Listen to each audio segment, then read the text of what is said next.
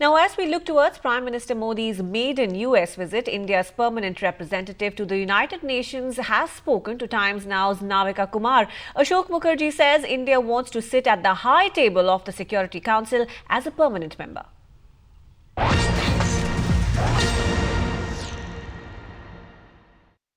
Mr. Mukherjee, India at the UN is a very important role that you are playing. What are the aspirations of India that you bring here before the UN, and how close are we to getting that permanent representation on the UN Security Council? Well, the aspirations that we have from the United Nations are the same which motivated us to create the United Nations. We were among the 26 countries in 1942 which called for the United Nations, and we were among the founders of the United Nations in 1945. We therefore have a special stake in multilateralism because we've always seen the United Nations as necessary for creating an external environment for our needs as an independent developing country. Therefore, in that context, the target that we have set ourselves of sitting at the high table of the Security Council as a permanent member is something that is that grows more relevant with each passing year. But it's an aspiration that Indians have held for a long time. Are we any closer to it today than we have been in the past? Well, the only time the Security Council has been reformed was in 1963. So we are therefore at an end of a period where without reform, the entire credibility of the Security Council will be in tatters. The fact that so many political crises have enveloped the world in the past 2 years shows that the need for Security Council reform is paramount. India has been among the countries which have been at the forefront of calling for this reform, and we believe that when the United Nations 1 year from now marks the 70th anniversary, then that is the time for this reform to be agreed to. So you're talking about a 1-year deadline on the 70th anniversary, and are we, really going to achieve that deadline of 1 year?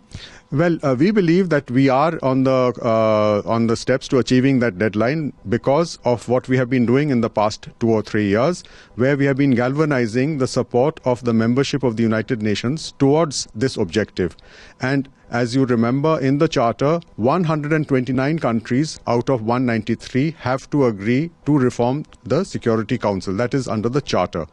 We believe that today, more than 129 countries are in favor of this reform, but in order to achieve the reform, they have to have a paper on which they have to express themselves. So our objective now is to get that piece of paper on the table, whether it is a report from an intergovernmental negotiating group or whether it is a resolution which will be tabled in the General Assembly. There are two ways of approaching this. And we believe that in the next session of the General Assembly, which has started now, 69th session, we will be able to proceed on these lines. So you will put across a paper that will pick up these demands for the reforms of the United Nations. But what about the big five who are part of the UN Security Council? Are they in any mood to actually enlarge and actually adhere to the reform call that has been brought up by India and several other developing countries? Well, we believe that the permanent 5 members have expressed themselves on reform. Countries like France and UK have positively and directly named India as one of the countries they want to see as a permanent member of the reformed Security Council. You remember President Obama in his speech to the Indian Parliament has also said that India should be a permanent member of an enlarged Security Council. And I believe that with the other 2 permanent members, we have been in a dialogue to get them to endorse India's membership as a permanent member of the reformed Security Council. But I would also point out that when we have to agree on the reform of the Security Council, it is not the permanent members have a veto on that process. The process is in the General Assembly. It's like a parliament vote, and we need 129 votes with or without those 5. Prime Minister Narendra Modi has been on an overdrive as far as foreign relations with several countries are concerned, whether it's China, Japan or the United States. Do you think other developing countries and these countries also will back India in its bid for the UN Permanent Security Council seat? Well, as I mentioned at the beginning, the Security Council plays a primary role. It has the primary responsibility for maintenance of peace and security. For any country, and especially for a country like India with such such a large population and such an aspirational development target, international peace and security is mandatory. Otherwise, we will not be able to achieve the targets that we set for ourselves in the area of development. So, without India on the Security Council, it becomes very difficult for the international community to also realize the targets it's going to set for itself and adopt in the 70th anniversary, which is known as the post-2015 development agenda.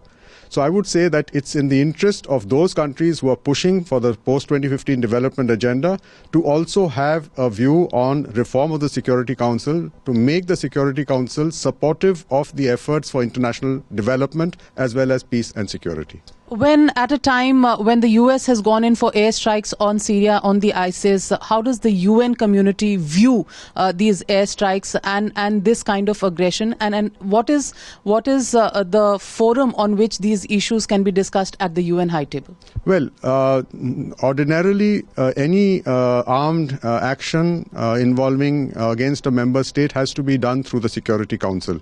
In the case of these airstrikes, that obviously has not happened. But since we are not in the Security Council as yet, I cannot comment more on what you've asked me. But if we were inside the Security Council, we would definitely have a point of view.